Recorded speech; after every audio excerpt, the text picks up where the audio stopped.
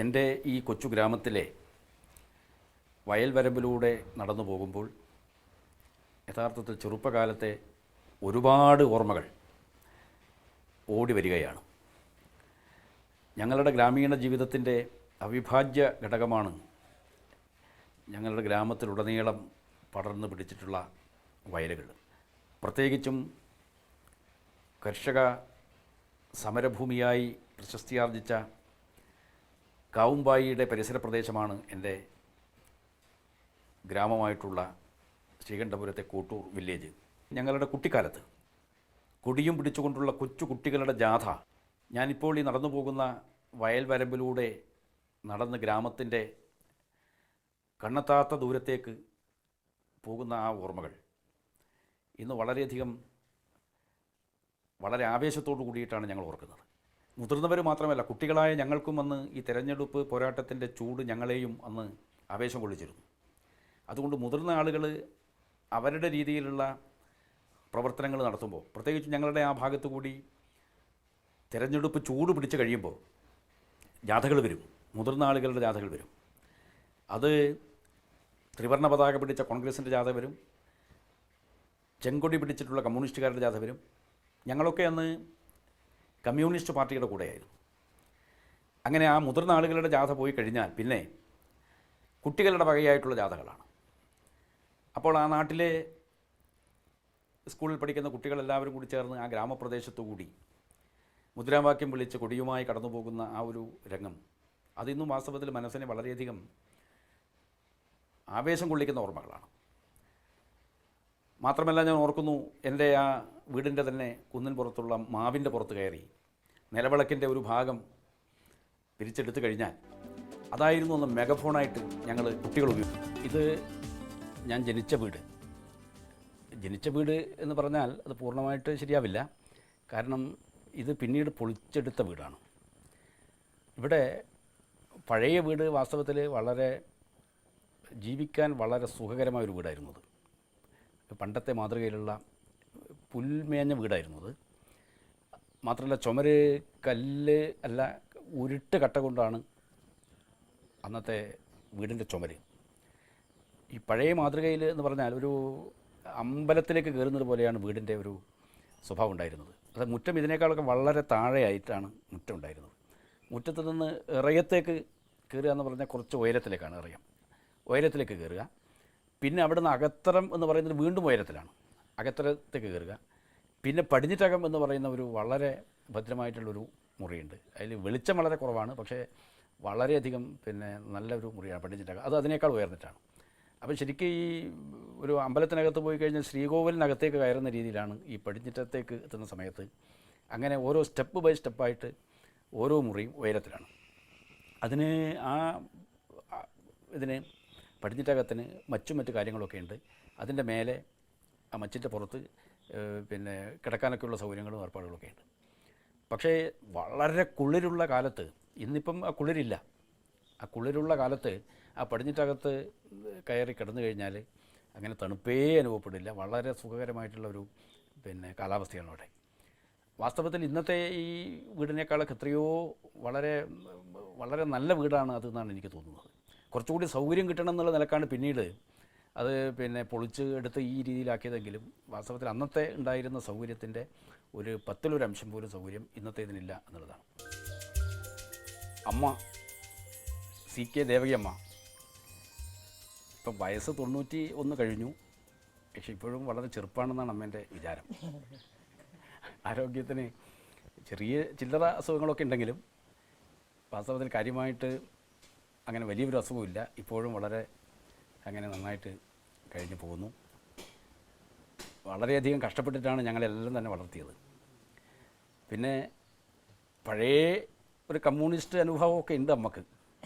കാരണം അച്ഛനൊരു സജീവ കമ്മ്യൂണിസ്റ്റുകാരനായിരുന്നതുകൊണ്ട് അമ്മയും ആ കമ്മ്യൂണിസ്റ്റ് അനുകൂലമായിട്ടുള്ള ഒരു നിലപാടായിരുന്നു പണ്ട് കാലത്തൊക്കെ. പക്ഷേ ഇപ്പം അടുത്ത കാലത്തായിട്ട് അതെല്ലാം മാറി. ഞങ്ങളൊക്കെ ഈ സംഘത്തിൻ്റെയും BJPയുടെയും പ്രവർത്തകന്മാരായി മാറിയതിന് ശേഷം ഇപ്പോഴമ്മ ഏതാണ്ട് നമ്മുടെ പാർട്ടിയുടെ കൂടെ തന്നെയാണ്. അക്കാര്യത്തിൽ വളരെ താല്പര്യമുണ്ട്. സംഘത്തിൻ്റെയൊക്കെ ആളുകൾ വന്നാൽ നമുക്ക് വലിയ കാര്യമാണ് ആ കാര്യത്തിൽ. എങ്കിലും ഇത്രയും പ്രായമായിട്ടും വളരെ ഈ വലിയ അസുഖങ്ങൾ വളരെ വലിയ ഗുരുതരമായ അസുഖങ്ങളൊന്നുമില്ലാതെ സാമാന്യം നന്നായിട്ട് തന്നെ ജീവിക്കുന്നു എന്നുള്ളത് വാസ്തവത്തിൽ ഈശ്വരൻ്റെ ഒരു വലിയ അനുഗ്രഹമായിട്ടാണ് ഞങ്ങളെല്ലാം തന്നെ കണക്കാക്കുന്നത്. ഓനിങ്ങനെ പഠിക്കാൻ പോയപ്പം കൂടെ നാട് കിട്ടുവാനാ പൈസ കൊടുത്തിട്ട് തേച്ചും പോരാഞ്ഞിട്ട് കന്നിമാസം കുറച്ച് പൈസയും കൊണ്ട് നാളെ തരാമെന്ന് പറഞ്ഞിട്ട് ഇവൻ പോയി നിരീക്ഷിച്ചിട്ട് ഇവന് പൈസ കൊടുത്തിട്ട് ഇവൻ ജനലിൻ്റെ മുകളിൽ വെച്ച് കുറച്ച് പൈസ എടുത്തിട്ട് ഇവൻ സ്കൂളിൽ പോയില്ല. ഇവൻ നാട് വിട്ടു, എവിടെയോ പോയി.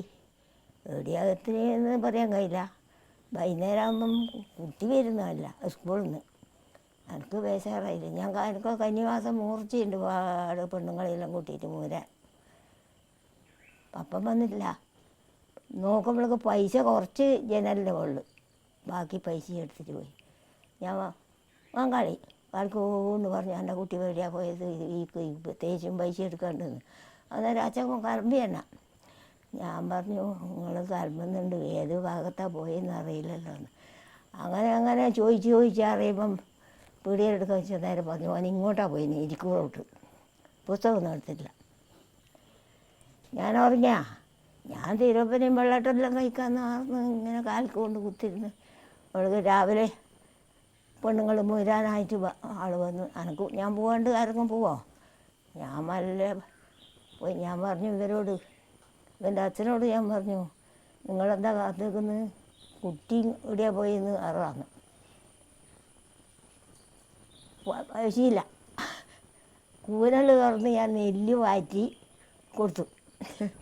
കൊടുത്തിട്ട് പീടിയെ കൊടുത്തിട്ട് പൈസ വന്ന് ഇതും എടുത്തിട്ട് പാറ്റി എടുത്തിട്ട് പോയി നോക്കുമ്പോഴൊക്കെ കണ്ടു ഒരു കാളവണ്ടി. അന്നേരം വണ്ടിയിലല്ലോ, ആ വണ്ടിയിൽ കയറിയിട്ട് ഇവർ പോയി. കുട്ടി ഇങ്ങോട്ടാണ് പോയിനെന്ന് പറഞ്ഞു, കിഴക്കോട്ടാണ് പോയിനെന്ന് പറഞ്ഞു.